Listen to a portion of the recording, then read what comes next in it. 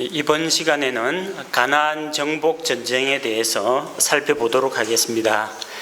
이스라엘 백성이 이집트에서 나온 이후 하나님께서는 그들을 약속의 땅 가나안으로 인도하셨습니다.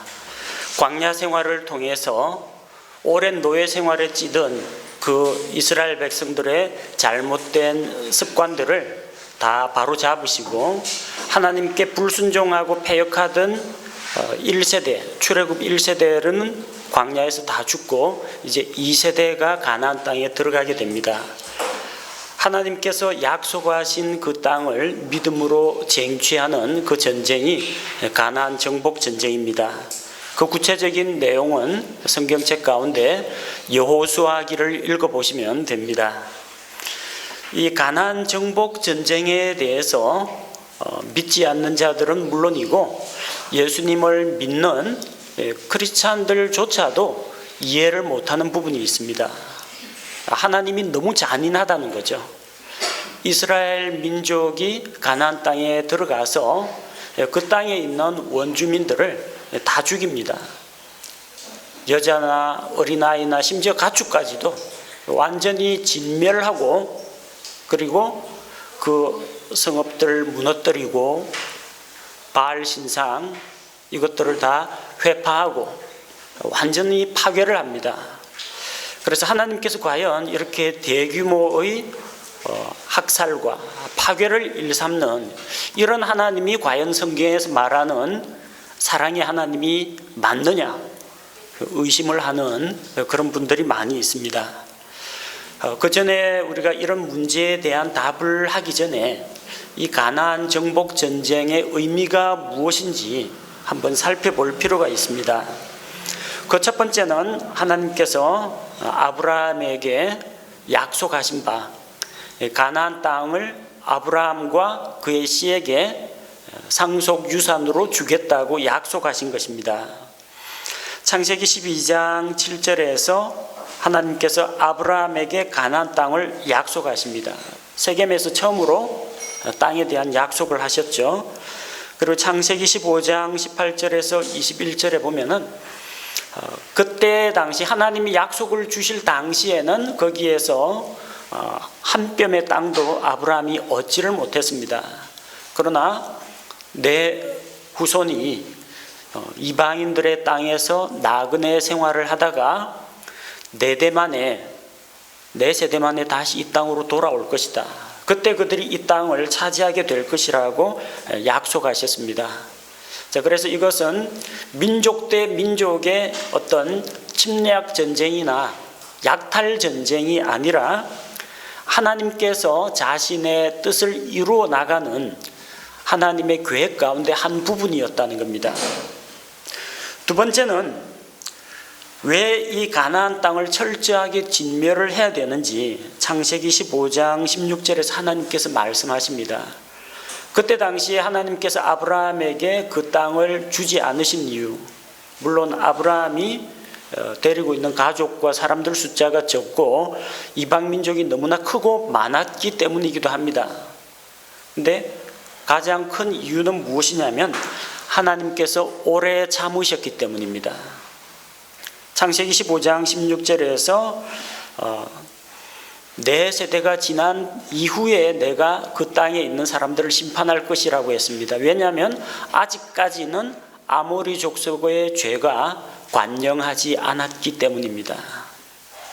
그래서 하나님께서는 아브라함의 자손들이 이 가나안 땅에 머물면서 215년, 이집트에 머물면서 215년, 430년이죠. 광야 생활 40년. 요 기간 동안 거의 500년 가까이 심판을 안 하고 참으셨다는 겁니다. 왜 그렇게 하셨어요? 죄인들을 아끼셨기 때문입니다. 아니, 죄 하나 지을 때마다 하나님께서 불벼락을 내려버리면 가나안 땅에 아무도 살지 못합니다. 그들이 우상숭배에 빠져 있고 또 타락한 종교적인 관습과 나쁜 문화 풍습들 이런 걸 가지고 있지만 거룩하신 하나님께서는 죄인들에 대해서 근 500년 가까이 약 470년 가까이 오래오래 참으셨다는 겁니다. 그럼 그 사람들에게는 어떤 책임이 있습니까? 하나님께서 오래 참고 기다려 주시는 만큼 그 기회를 회개의 기회로 삼았어야 한다는 겁니다. 자, 그래서 430년 뒤에, 그리고 광야 생활 40년 뒤에, 470년 뒤에 돌아와 보니까 회개하기는 고사하고 온 땅에, 가나안 땅에 죄들로 가득 차 있었다는 겁니다. 거룩하신 하나님의 입장에서는 이 민족 편들어주고 저 민족 차별하고 그런 게 아니라 공의로 세상을 심판하십니다. 죄에 대해서는 어쨌든 심판을 하셔야 됩니다. 이스라엘도 예외가 아닙니다. 이스라엘도 죄 지으면요, 바빌론 군대가 와서 깡그리 쳐부수고 사람들 죽이고 포로로 잡아갑니다. 가나안 족속들 예외 아닙니다. 아모리 족속의 죄가 점차 그 땅에 가득하게 되자 하나님께서는 그 가나안 족속들을 심판하신 것입니다. 그래서 이스라엘 민족이 어떤 잔인한 흉폭한 습성이 있었기 때문에 가나안 족속을 그렇게 진멸을 한 것이 아니라 하나님께서 그 땅을 심판하시는데 심판의 도구로 하나님께서 사용하신 것입니다. 왜 그러면 여자고 어린아이까지 다 죽였느냐? 또 심지어는 가축까지도 죽여야 했느냐? 이유가 있습니다. 그들은 이방 종교의 풍습을 따라서 우상 숭배를 했습니다. 그래서 우상의 제단이나 이 신상을 세워놓으면 안 돼요. 잘 모르는 이스라엘 백성이 이집트에서 보고 듣고 배운 그대로 이 땅의 사람들은 자기 토속 신들에게 어떤 식으로 대접을 했느냐, 나도 좀 배우고 그대로 행하겠다. 우상 숭배를 배울 우려가 있습니다. 그렇기 때문에 죽여야 됩니다. 그 안에는 동성애는 물론이고 근친상간은 물론이고 짐승과 교접을 하는 수간까지도 있었습니다. 이 타락한 백성들과 거기에 같이 함께 타락해버린 짐승들까지도 살려둬서는 안 된다고 하나님이 말씀하신 것입니다. 이것은 하나님의 엄중한 공의로운 심판이었다는 겁니다. 하나님이 자기가 아끼는 이스라엘 백성 주려고 억울하게 그 땅에 있는 사람들을 내모신 것이 아니라 공의로운 하나님께서 그들의 죄를 그들의 머리로 돌리셨다는 겁니다. 세 번째, 이 전쟁은 민족 대 민족의 전쟁이 아니라 하나님께서 직접 이 전쟁에 개입하신 전쟁입니다. 여호수아 6장 20절이라든지 여호수아 10장 11절에서 12절 보면은 인간 세상의 전쟁에 절대자가 개입을 합니다. 그것도 이스라엘 편을 들어줍니다. 무너지지 않을 것 같은 초롱성 같은 여리고성이 무너져 내렸습니다. 초자연적인 기적을 그들에게 베풀어 주셨습니다. 그것도 이스라엘 쪽에 유리한 쪽으로. 또 하늘에서 우박이 쏟아져서 이스라엘을 대적하는 적들의 머리 위로 쏟아졌습니다. 해와 달이 멈추어서 낮의 시간이 연장이 되어서 이스라엘이 대적들을 섬멸할 수 있도록 하나님께서 시간을 벌어주셨습니다. 이걸 보면은 이 전쟁은 하나님께서 친히 개입하신 전쟁이라는 것을 알 수가 있습니다. 왜 이렇게 하셨느냐? 레위기 20장 24절 말씀과 같이 하나님께서는 이 땅에 자기의 왕국을 세우기를 원하십니다. 그리고 이스라엘이 하나님의 제사장 왕국이 되기를 원하십니다. 그래서 이스라엘 사람들을 통해서 세계 모든 사람들이 하나님을 아는 지식을 배워가고 이스라엘에 와서 하나님의 성막, 하나님의 성전에서 하나님께 예배드리는 것을 배우기를 원하셨던 것입니다. 전체적으로 하나님께서 이 땅에 자기 왕국을 건설하기 위한 그 계획의 한 부분으로 이 가나안 땅에 자기 백성을 심으신 것입니다. 자, 그런 맥락에서 이야기를 해야지 이게 민족 대 민족의 전쟁, 인간 대 인간의 전쟁으로 보면 이건 정말 참혹한 대량 학살 파괴 전쟁입니다. 그러나 이게 공의로운 하나님의 심판이라는 관점에서 볼 때는 우리가 수긍할 수가 있습니다. 하나님께서 죄인들을 심판하신다는데 누가 뭐라고 하겠습니까? 자, 그런데 이 가나안 땅을 정복하는 이 정복 전쟁은 쉽지가 않았습니다. 이 가나안 땅이라는 것이 전체가 하나의 땅덩어리가 아닙니다. 각 민족들별로 부족들별로 각기 땅을 나누어 가지고 있었습니다. 만약 이게 거대한 하나의 국가라면요, 왕궁 점령하면 끝납니다. 왕 잡으면 끝납니다. 비교적 쉽게 끝날 수가 있습니다. 그런데 각 지역마다 이 도시들마다 왕들이 따로 있어요. 도시 국가들입니다. 그래서 각 도시에 있는 그 왕국들을 하나하나 차례차례 점령해야 됩니다. 자그마치 31개 왕국을 정벌해야 된다는 겁니다. 쉬운 일이 아니죠. 또 더군다나 이 나라들은 각기 독립되어 있습니다. 각 족속들별로 독립되어 있는데 가나안 사람들은 위기 상황이 닥치면 자기들끼리 동맹을 맺습니다. 평소에는 독자적으로 이 왕국을 운영하다가 외적의 침입을 받으면 힘을 합친다는 겁니다. 그래서 공동으로 외적에 대응을 하게 됩니다. 그래서 가나안 남방부 전쟁, 북방부 전쟁, 중부 산악지대 전쟁 이렇게 구역별로 나뉘는 이유가 그 비슷한 지역에 있는 왕들이 군대를 같이 모아서 공동으로 이스라엘과 싸우기 때문입니다. 또 힘든 점이 뭐냐면 성경 지리를 배우신 분은 아마 이해하실 겁니다. 팔레스타인의 지리가 어떤 식으로 되어 있느냐면요, 저 지중해 연안 쪽은 해안지대입니다. 거의 뭐 해수면 거의 가까이 인접해 있기 때문에 지대가 낮습니다. 그쪽은 평야지대예요. 그 다음에 그 산지로 올라가는 중간에 얕은 구릉지대가 있습니다. 세펠라라는 그런 지대가 있고, 그 다음에 고원지대입니다. 그리고 고원지대에서 사해 쪽으로 내려가면서 급경사를 이루고 협곡이 나타납니다.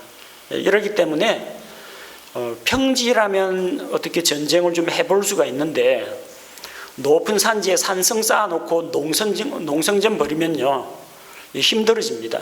성 안에 물이 있고 양식이 있고 성벽이 튼튼하면 함락시키기가 어렵다는 겁니다. 그래서 수비하는 쪽은 유리합니다. 위에서 아래로 공격하면 되니까 돌을 던지든지 활을 쏘면 되니까, 공격하는 쪽은 그 비탈길 경사를 올라가야 되기 때문에 그만큼 불리하다는 겁니다. 고대 주요 도시들은 대부분 산지에 있었습니다. 그래서 이 가나안 정복 전쟁 다 끝나고 사사 시대 다 지나고 사울 왕 시대 다 지나고 다윗이 왕이 되었을 때조차도 예루살렘에는 여부스 거민들이 살고 있었습니다. 다윗 왕 때 겨우 함락했습니다. 예루살렘 해발고도 약 800m 되는 그 지역에. 그래서 이 이스라엘 땅, 그 팔레스타인의 그 지리 때문에, 지리적인 이유 때문에 공격하는 쪽은 그만큼 힘이 듭니다. 네 번째는 이 가나안 사람들은 강하고 견고한 성벽으로 방어하고 있었기 때문입니다. 이스라엘에서 파견한 12명의 정탐꾼들이 이 가나안 땅을 탐지하고 돌아왔습니다. 그들이 절망했던 이유가 무엇입니까? 성벽이 하늘에까지 닿았다. 거기에는 거인 족속들이 살고 있다. 그 성을 정복하는 것은 어렵다는 겁니다. 견고한 성벽, 오늘날 같으면은 좀 문제가 다르죠. 왜냐하면 곡사무기 포를 쏘면 되니까. 그 다음에 오늘날에는 뭐 직사화기를 쏘더라도 성문 쪼개는 거는 뭐 간단합니다. 그런 두꺼운 돌 성벽, 이런 거는 재래식 무기, 뭐 창이나 칼 갖고 뭐 도끼로 찍어봤자 이거 반석을 수수깡으로 부수는 거하고 똑같습니다. 효과가 없어요. 그래서 이 견고한 성체를 점령하기가 힘들다는 겁니다. 농성전 가면 누가 불리합니까? 양식이 떨어집니다. 200만 대군 하루에 먹어치우는 양이 엄청납니다. 어디서 식량 조달하겠습니까? 비축해 놓은 것도 없는데. 전쟁은 되도록이면 신속하게 끝내고 성을 차지하고 거기서 양식을 얻어야 되는 겁니다. 장기전은 절대 불리합니다. 다섯 번째로, 이 가나안 사람들은 철병거를 보유하고 있습니다. 광야 생활을 하던 이스라엘 백성이 과연 대장간, 철공소 이런 거 운영을 했겠습니까? 힘들어요. 장인들이 있다고 하더라도 대량으로 그렇게 모든 이스라엘 군대에게 질 좋은 무기를 공급하기 어렵다는 겁니다. 한번 전투해가지고 적들의 무기를 빼앗아다가 쓸 수는 있겠지만 초기 전투에서는 상당히 힘들었을 겁니다. 반면에 이 사람들은 그 땅에는 헷 족속이 있습니다. 저 북쪽에 있는 히타이트 왕국에서 내려온 그 후손들, 세계 최초로 철기 문화를 발전시킨 히타이트 족속들이 거기 있기 때문에 제철 제련 기술이 뛰어납니다. 그걸 가지고 병거를 만들었어요. 오늘날로 치면 전차하고 같습니다. 말이 끄는 수레, 그리고 그 병거는 철로 만들어져 있기 때문에 활이나 창으로 꿰뚫을 수가 없습니다. 그 열린 창문 사이로 활을 쏘거나 창을 던집니다. 앞에는 말이 끌고 달리기 때문에 기동력도 좋습니다. 보병들은 전차를 이기기가 힘듭니다. 자, 그래서 이 가나안 사람들의 철병거 앞에서 이 보병으로 싸워야 되는 이스라엘은 불리할 수밖에 없죠. 더군다나 자기들은 태어나고 자란 곳이 이 팔레스틴 땅이기 때문에 자기 동네 지리는 잘 알고 있습니다. 지형지물을 잘 이용하는 진지 구축이라든지 매복이라든지 이게 가능하다는 겁니다. 외부인인 이스라엘 민족은 이 전쟁에서 불리한 점을 안고 시작한다는 것. 이래서 가나안 정복 전쟁은 대단히 힘든 싸움이었습니다. 이 당시에 가나안 사람들의 그 문화를 살펴보면은 물질 문화가 상당히 발달했습니다. 도시 유적을 살펴보면요, 설계 건축 기술이 아주 뛰어났습니다. 특히 여리고성 같이 내성벽, 외성벽, 이중으로 성벽을 쌓은 기술들을 보면은 정말 대단합니다. 난공불락의 요새입니다. 그 다음에 각 도시마다 배수 시설이 잘 되어 있습니다. 물을 공급하고 물을 빼는 그런 시설이 발달해 있고, 앞서 말씀드린 것처럼 히타이트 족속의 영향으로 금속을 재련하고 가공하는 기술들, 그 기술을 가지고 뭘 할 수 있어요? 농사기구를 만들 수가 있습니다. 낫이나 보습이나 쟁기나 이런 것들 만들 수가 있고, 또 동시에 전쟁 무기, 칼이나 창을 만들 수가 있습니다. 그리고 발굴된 유적에 보면은 이제 도자기, 흙을 반죽해서 구운 그런 도자기도 발달해 있었습니다. 자, 이스라엘보다는 물질 문명에서 뛰어난 그런 점들이 많았습니다. 원래 이 낮은 문화와 높은 문화, 수준이 낮은 문화와 높은 문화가 공존하고 서로 접촉하면 문화 접변이라고 하죠. 이 접촉하게 되면은 낮은 문화가 잠식되기가 쉽습니다. 흡수 동화되기가 쉬워요. 이전에 중국에서 이 한족이 세운 송나라가 저 몽고 초원에 있던 원나라의 침입을 받았죠. 징기스칸 원의 침입을 받았습니다. 한족을 지배했습니다. 북쪽에 있는 그 기마민족이. 근데 나중에는 결국 명나라의 무릎을 꿇게 되죠. 원이라는 게 초원에서만 이렇게 살았기 때문에 문화가 발달 안 됩니다. 오면은 발달한 그들의 음악과 그들의 학문과 그들의 글자를 배워야 됩니다. 자연히 힘으로는 정벌했지만 문화적으로는 흡수되고 말았습니다. 그리스 제국을 로마가 점령했습니다. 그런데 로마 제국이 형성됐지만 결국은 문화는 그리스 문화입니다. 정치만 로마지 문자 자체가 로마에서 관용어로 공식 석상에서 황제의 포고령 같은 것만 라틴어를 사용합니다. 일반 평민들은 전부 다 시장에서 장사하면서 그리스어로 이야기합니다. 문화 자체가. 그래서 그 사람들은 로마는 자기들 역시 그리스 신화에 있는 신들 이름을 전부 다 로마식으로 차명해가지고 똑같은 신을 섬깁니다. 그리스 로마 신화 우리가 붙여서 이야기하죠. 붙여서 이야기하는 이유가 그렇습니다. 그리스에서 아프로디테 하면 여기서는 비너스 그럽니다. 거기서 에로스 하면 이쪽은 큐피드 그럽니다. 그런 식으로 거기 뭐 제우스 신이 있다면 여기는 주피터라고 합니다. 이런 식으로 하기 때문에 로마가 군사와 정치는 더 우월했지만 문화는 그리스 문화에 잠식될 수밖에 없는 거예요. 만약에 이 가나안의 그 문화, 뭐 여러 가지 문화가 있겠죠. 결혼 풍습도 있을 테고 신들의 뭐 경배 드리는 그런 문화도 있을 텐데 가만히 내버려 두고 같이 어울려 살아라 이러면은 이스라엘이 자연스럽게 흡수 동화되기가 쉽다는 겁니다.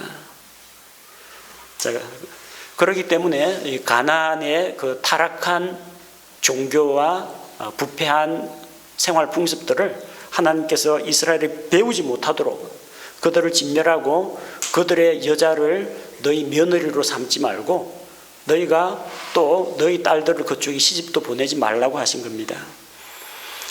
가나안의 종교는 다신교입니다. 유일신을 믿지 않고 여러 종류의 잡신들을 다 섬겼습니다. 대부분은 비와 수확을 위해서 바알을 숭배했습니다. 자, 이 바알 숭배가 왜 일어났느냐 하면은 팔레스틴 땅은 강수량이 좋지가 않습니다. 물이 귀한 지역입니다. 만약에 때를 따라서 이른 비와 늦은 비가 제때에 안 오면은 씨를 뿌리지 못하거나 곡식이 타 죽습니다. 그리고 새벽마다 내리는 그 이슬이 있어야만 이 식물들이 자랄 수가 있고 그걸 사람들이 먹고 가축들을 키울 수가 있습니다. 이집트하고는 달라요. 이집트는 나일강이라고 하는 젖줄기가 있습니다. 풍부한 수자원이 있고 해마다 정기적으로 규칙적으로 나일강이 범람을 하기 때문에 그 시기를 압니다. 언제쯤 범람하는지. 그러기 때문에 대응하는 게 가능합니다. 다른 데 기근 들더라도 이집트에는 풍년이 들곤 합니다. 근데 가나안 땅은 척박합니다. 오로지 하늘만 보고 살아야 됩니다. 하나님이 비를 주시면 사는 거고 안 주시면 죽는 겁니다.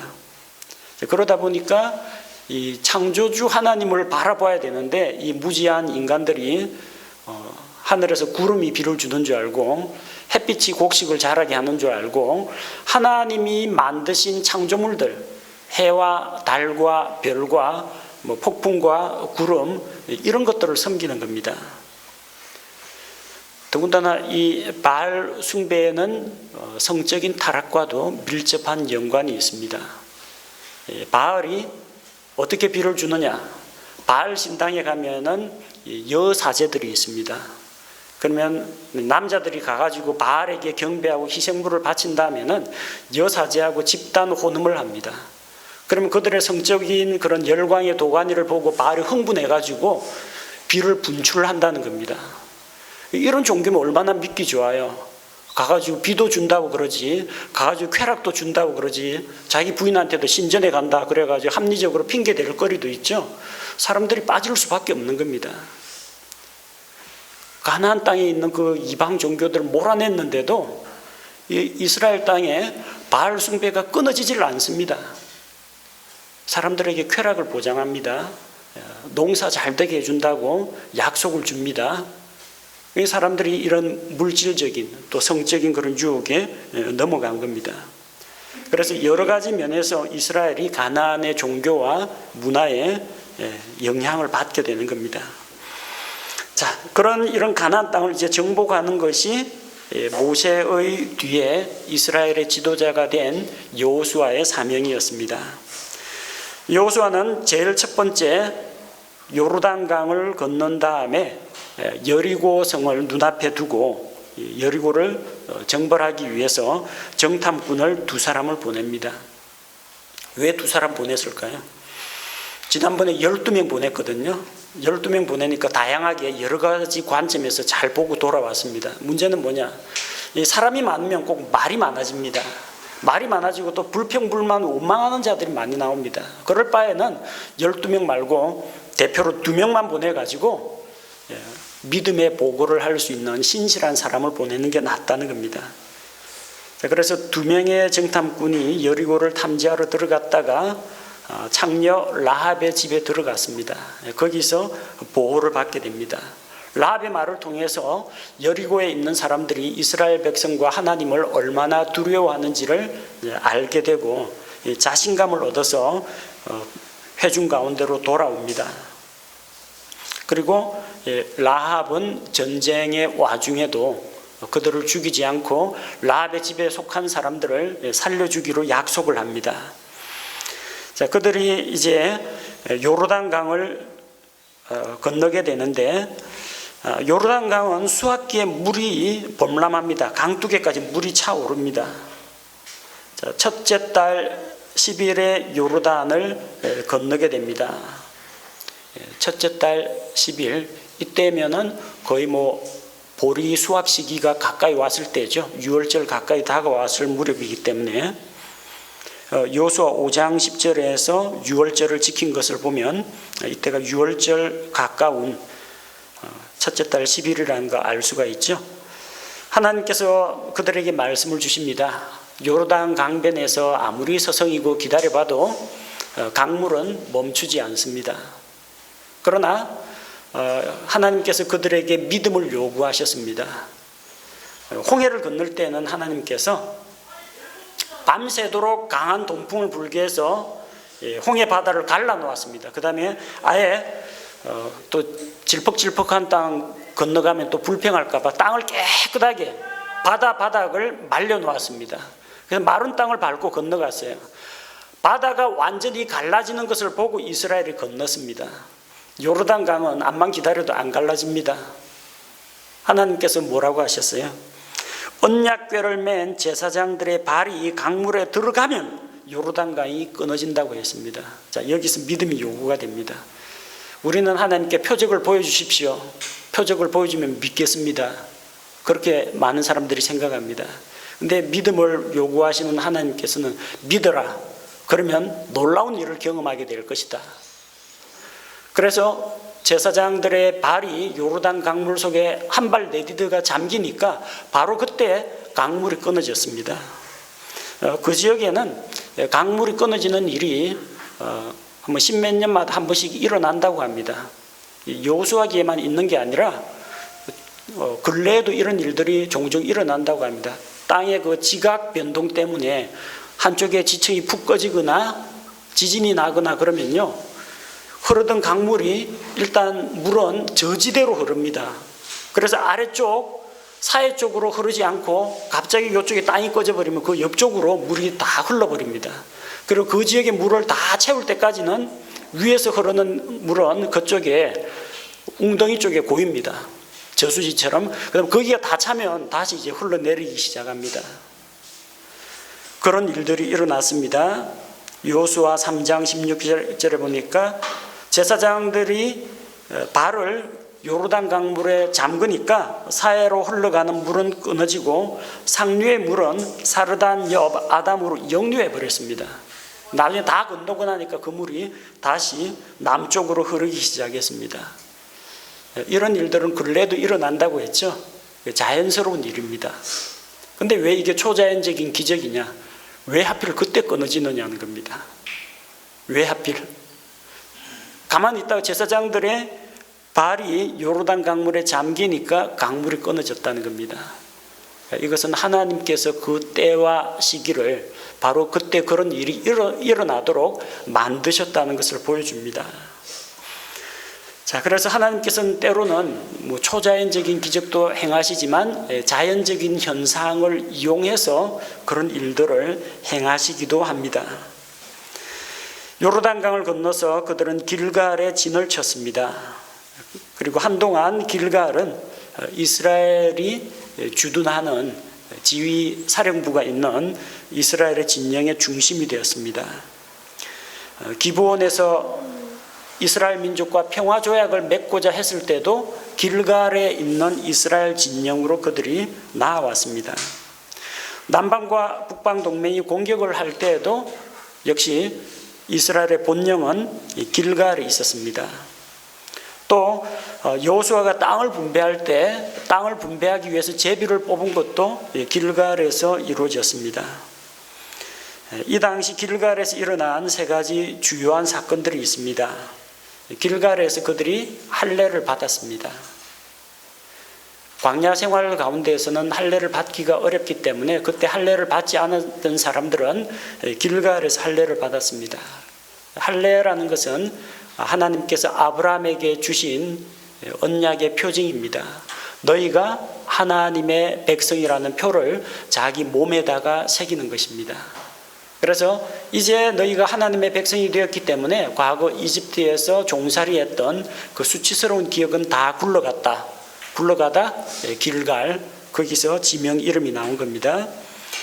그리고 두 번째는 아까 첫째 달 10일에 요르단을 건넜다고 했죠. 14일이면 6월절입니다. 그래서 여호수아 5장 10절 요르단강을 건넌 다음에 길갈에서 6월절을 지킵니다. 최초의 6월절은 출애굽기 12장 이집트에서 하나님께서 이집트 전역에 장자를 멸하는 10번째 재앙을 내리실 때 그때 6월절을 지켰습니다. 그 다음 민수기 9장 1절에서 5절을 보면 시내 광야에서 6월절을 지킨 사실이 기록되어 있습니다. 가나안 땅에 들어와서 처음으로 지키는 6월절이었습니다. 그리고 여호수아 5장 11절에서 12절을 보면은 이때 만나가 그치게 됩니다. 광야 생활 가운데 그들은 날마다 하나님께서 내려주시는 만나를 먹었는데 이제 요르단강을 건너서 가나안 땅에 들어가니까 만나는 그치고 가나안 땅의 열매를 먹게 되었습니다. 자, 그들이 처음으로 전쟁을 경험한 것이 여리고성에서였습니다.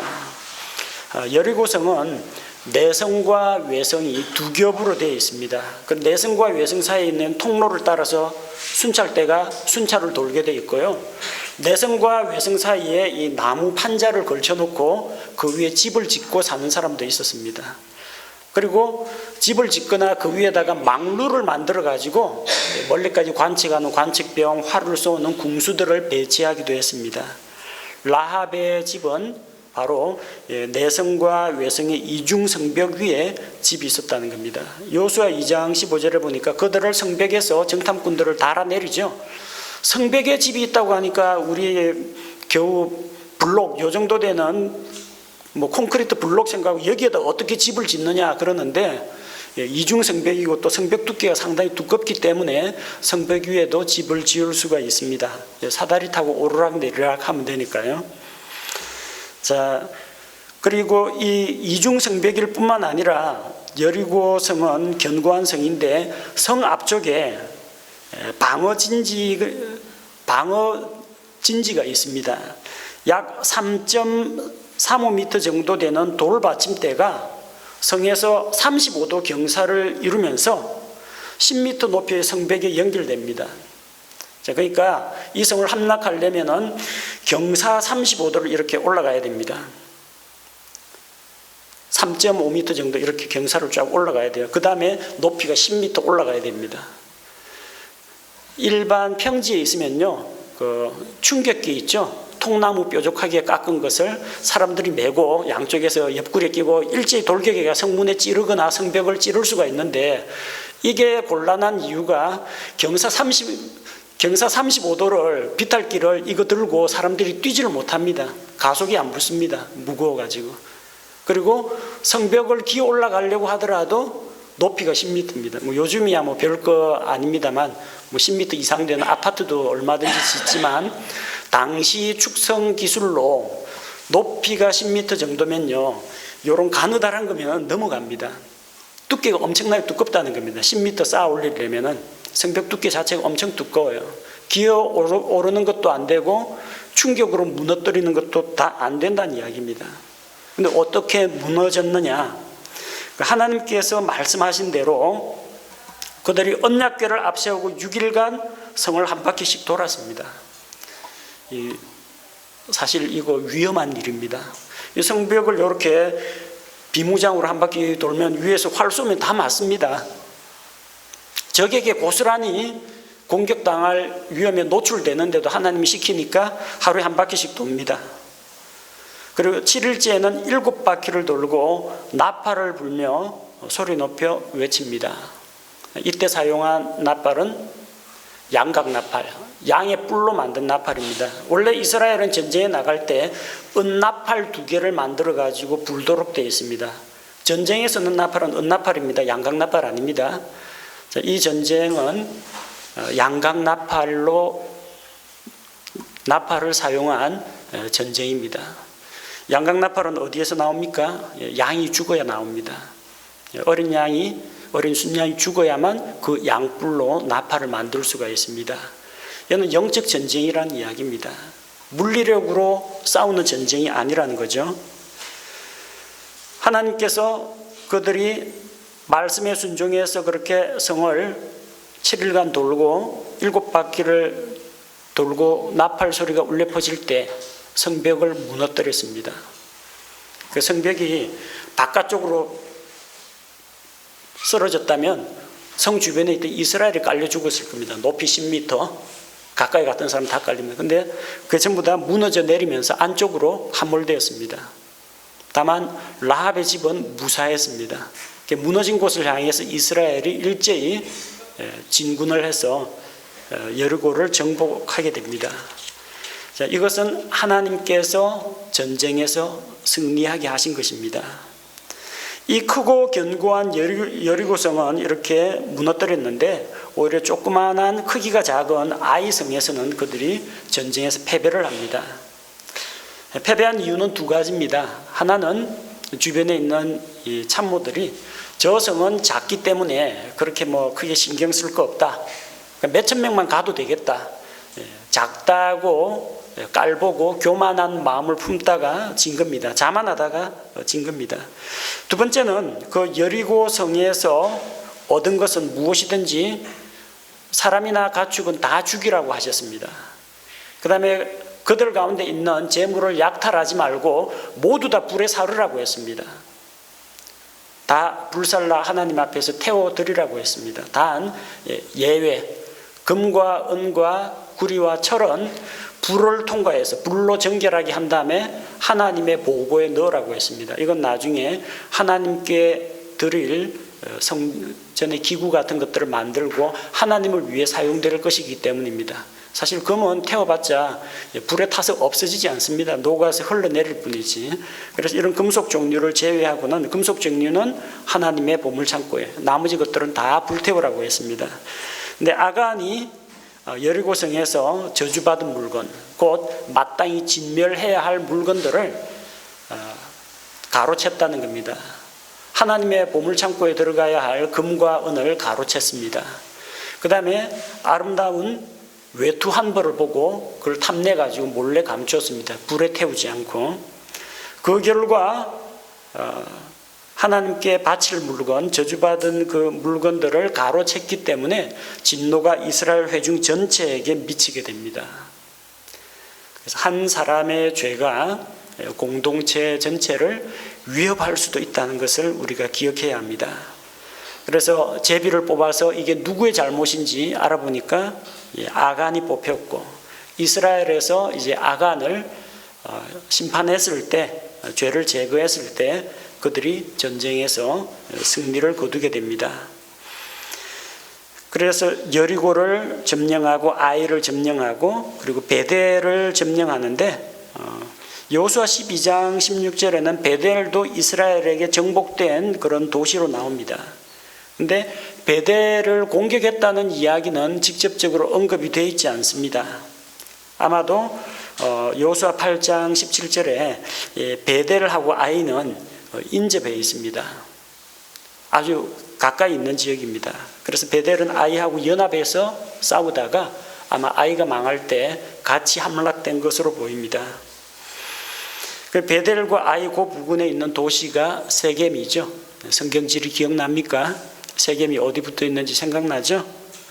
세겜에서 하나님께서 모세를 통해서 말씀하신 것처럼 이스라엘 지파들 중에서 절반은 그리심산 쪽으로 이동하고 절반은 에발산 쪽으로 이동하게 합니다. 그리심산은 이 남쪽에 있고 햇빛을 잘 받아가지고 초목이 무성하고 샘도 흐르고 아주 살기 좋은 곳입니다. 그런데 에발산은 산을 보면은 거의 뭐 황토 그리고 돌이 삐죽삐죽 나와 있는 조금 황폐한 산입니다. 여호수아가 그리심산을 향해서 축복의 율법을 선포하고 에발산을 향해서 저주의 율법을 선포합니다. 축복의 율법이라는 건 뭐냐면은 내가 부모를 공경하고 섬기면 장수하게 될 것이고 땅에서 잘 될 것이고 내가 하나님의 말씀에 순종하면 들어가도 복을 받고 나와도 복을 받고 이런 복된 말씀입니다. 순종할 때 누리는 복에 대한 겁니다. 저주의 율법이라는 건 뭐냐면 하나님께서 이러면 안 된다 하지마 하는 말씀이 있죠. 우상 숭배하는 자는 돌로 쳐 죽일 것이요, 그리고 간음을 하는 자는, 또 수간을 하는 자는, 도둑질하는 자는, 거짓말하는 자는, 거기에 대한 하나님의 심판의 말씀이 있습니다. 그런 저주의 율법들에 대해서 죄와 죄에 대한 심판을 언급한 그 율법은 에발산을 향해서 선포하게 한 겁니다. 일종의 시청각 교육입니다. 첫 보니까 아름다운 그리심산, 정말 하나님께 복받은 산이라는 표시가 납니다. 황폐한 에발산, 하나님께 불순종하고 죄를 짓는 인생은 결국 저렇게 황폐하게 살다가 망하게 된다는 거, 그걸 백성들에게 주지시키는 겁니다. 둘 다 하나님의 말씀이요, 둘 다 하나님의 율법입니다. 순종하는 자는 복을 받고 불순종하는 자는 저주와 징계를 당합니다. 자, 그리고 이때 그 거대한 강력한 여리고가 멸망했다는 이야기를 듣고 기브온 거민이 자기들은 먼 곳에서 온 다른 민족이라고 속입니다. 왜냐하면 이스라엘 민족이 가나안 땅을 점령할 것이라는 걸 알고 있기 때문에 우리는 가나안에 속한 사람이 아니고 멀리 타 지방에서 왔다. 그래서 우리와 평화 조약을 맺자고 합니다. 그래서 곰팡이가 핀 빵과 낡은 음료 부대와 다 떨어진 옷과 헤어진 신발을 신고 와가지고 아주 먼 여행길에 지금 도착했다고 하면서 이 지역 거주민이 아니니까 우리와 평화조약을 맺자, 상호불가침 조약, 우리를 침략하지 않겠다고 약속하라고 합니다. 그런데 이때 어리석게도 지도자들이 하나님께 물어보질 않습니다. 이 사람들과 조약을 맺을까요 말까요 여쭤보지 않고 자기들 판단으로 화평조약을 맺어버립니다. 나중에 그들이 가나안 땅에 살고 있는 한 민족이라는 것을 알게 되었습니다. 그러나 한번 하나님 앞에서 하나님의 이름을 걸고 맹세했기 때문에 이제는 이들을 침략해서 죽일 수가 없게 된 겁니다. 대신 그들은 이스라엘 백성을 속인 죄로 하나님의 집을 위해서 나무를 패고 물을 깃는 자가 되었습니다. 그래서 그들은 멸망하지 않고 보호받으면서 이스라엘 회중 가운데 거했습니다. 근데 사울 때 이 민족주의자 사울이 이 기브온 거민을 이제 학살한 그런 사건이 또 일어나죠. 그래서 그 징계로 하나님 앞에 언약을 했는데 사울이 이스라엘 백성을 위한 그 민족 감정으로 기브온 거민을 죽인 것 때문에 이제 이스라엘 땅에 기근이 임하게 됩니다. 자, 이 기브온도 상당히 큰 도성입니다. 왕성과 같이 아주 큰 도성인데 기브온이 배신을 했다는 이야기를 듣고 이제 남방 동맹이 이 예루살렘 왕 아도니세덱과 헤브론과 야르뭇과 라기스와 에글론이 연합을 해서 기브온을 공격하고 기브온에서는 이스라엘 진영에 도움을 요청합니다. 그래서 이스라엘 군대가 이 남방 동맹국들, 이 왕국들과 싸우러 나갑니다. 이스라엘 군대와 그들은 싸우다가 하나님께서 하늘에서 우박을 내려가지고 그 우박에 거의 전멸하게 됩니다. 그리고 5 왕을 잡아 죽입니다. 쫓겨나는 적들은 산이나 동굴 속에 숨으면 찾기가 어렵게 됩니다. 근데 점점 싸우다 보니까 날이 어두워집니다. 그때 여호수아가 하나님께 부르짖습니다.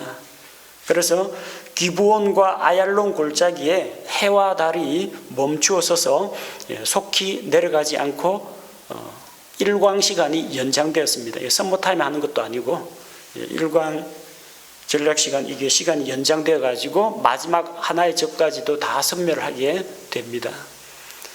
자, 그래서 이거는 우리 상식으로는 좀 이해하기가 힘들지만 우리가 하나님의 창조를 믿고 하나님의 능력을 믿는다면 이런 일이 가능합니다. 우리는 일반적으로 과학에서 생각하기로는 지구가 돈다고 생각합니다. 지구가 돌면서 낮과 밤이 막 바뀐다고 생각합니다. 해는 가만히 있고 지구가 거기에 맞춰서 돌면 해를 바라보고 있는 쪽은 낮이 된다라고 생각을 하는 거죠. 근데 지구가 돌고 움직이는 속도는 천천히 도는 게 아니라 상당히 빠른 속도로 돕니다. 지구 도는 속도요. 그런데 그렇게 고속으로 도는 그 지구가 만약에 회전을 정지하면 어떻게 될까요? 여러분, 놀이터에 지구라는 게 있습니다. 지구 모양으로 생긴 거. 애들 태우고 밖에서 어른이 돌려주죠. 막 열심히 돌리다 갑자기 누가 팍 붙잡아 버리면요, 안에 있던 사람들 다 튕겨 나갑니다. 근데 성경에서는 보면은 태양을 먼저 창조하신 게 아니라 지구를 먼저 창조하셨습니다. 땅을 먼저 창조하시고 넷째 날에 해와 달과 별들을 창조하셨습니다. 그러니까 지구가 태양에 일리게 끌려서 이렇게 막 움직이고 돌아다니는 게 아니라 지구 중심입니다. 지구 중심으로 해와 달과 별이 도는 겁니다. 그렇기 때문에 해와 달의 위치를 하나님이 붙잡아 놓으실 수가 있는 겁니다. 그대로 거기에 빛이 비치도록 하는 게 가능하다는 이야기입니다. 하나님께서 이런 여호수아의 기도를 듣고 이 낮 시간을 이렇게 연장시켜 준 이 사실은 그 이전에도 그 이후에도 없었던 일입니다. 그 다음에 이제 남방 도시들을 정복하게 되는데 막게다, 림나, 라기스를 칩니다. 그리고 라기스를 도우러 온 게셀 왕을 치고 에글론, 헤브론, 드비를 진멸하고 길갈 진영으로 돌아옵니다.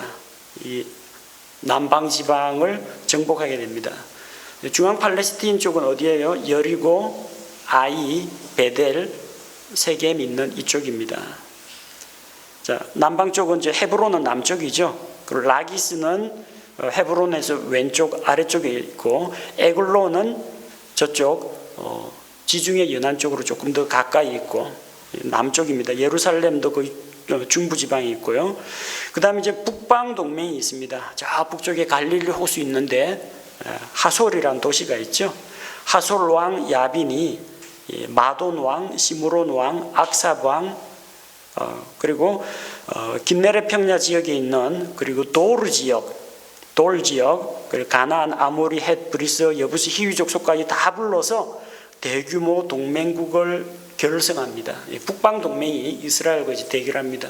중부 점령당하고 남쪽들도 다 항복을 하니까 조만간 여세를 몰아서 하나하나 북쪽에 있는 도시들을 정벌할 거니까 하나씩 각계 격파 당하느니 힘을 합쳐가지고 한꺼번에 싸우려고 합니다. 자, 그런데 이스라엘이 싸워서 다 정복하게 됩니다.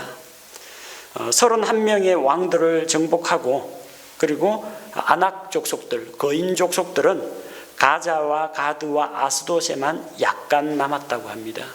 이게 무서운 겁니다. 하나님이 뭐라고 말씀하셨어요? 진멸하라 했죠. 약간만 남았더라. 그래서 삼손이 나중에 이거 가나안 정복 끝나고 사사시대에 삼손이 눈 뽑히고 어디로 끌려갔어요? 가자 지방으로 끌려갔습니다. 가드에서 그 진멸했으면 골리앗이 안 나왔을 겁니다. 그 가드에서 아낙 족속 남아봤자 숫자 얼마 안 되니까 나중에 골리앗이 나와가지고 이스라엘의 군대를 모독합니다. 아스돗 지방에는 나중에도 아스돗 거민들이 살아남아가지고 이스라엘 회중 가운데 거하기도 하고, 나중에 느헤미야, 에스라 느헤미야가 돌아와 보니까 이 유대인들이 아스돗 여자하고 결혼을 해가지고 이 애들이 히브리 말은 모르고 아스돗 방언으로 이야기하는 겁니다. 이방 아내하고 결별하라 그랬는데 약간만 남았다고 했는데 그 약간 남겨두는 거, 타협의 여지를 남겨두면요 언젠가는 그게 이스라엘 백성의 옆구리에 가시가 됩니다. 그리고 그들에게 죄에 빠질 빌미를 제공하게 된다는 겁니다. 하나님의 말씀에는 양보와 타협이 없이 온전히 순종할 때 이스라엘이 하나님의 제사장 노릇을 감당할 수가 있다는 것입니다.